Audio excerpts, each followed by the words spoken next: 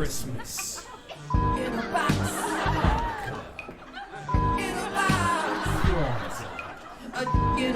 All right, I know that there were some big MMA fights this weekend, and Felicity, I also know that you're a big fan, and you've got some things to say about some stuff that went down.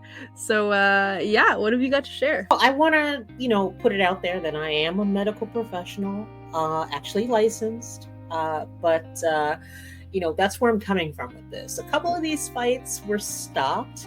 And I'm not going to dox the guy, the medical professional, the doctor, I'm assuming, that was involved in both of these fights. In the first one, it was Victor Henry that was the fighter that he was brought in to help.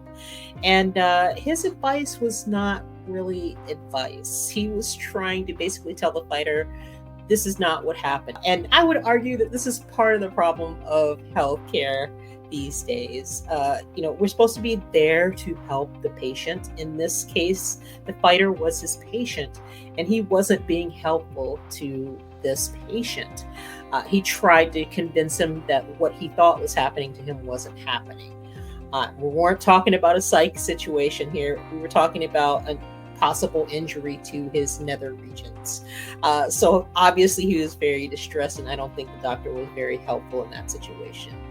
We had another incident later on where a fighter was kicked in the head, and this same doctor was brought in, and unfortunately that fighter does not speak English as his native language.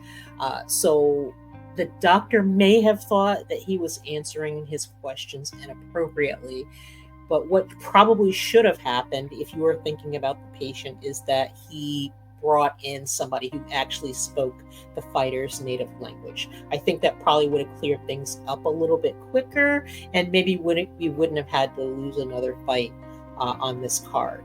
So, bottom line, let's try to do better as medical professionals. Put the patients first, and maybe if that had happened, we could have ended up with some better results in these fights at UFC 294. Gotcha. Very important, person-centered approach. And I don't know, maybe if they had you over there as a consultant telling them these things, things might have been better. Could be, and I definitely wouldn't have bet anything on the fights, which I had posited that this guy did. Don't come at me, and I definitely didn't want to dox the guy. I'm just hoping that he actually learns from this experience, and hopefully we don't see him for a while, maybe just in the audience and not in the ring with the fighters. Yeah, we need a break from him.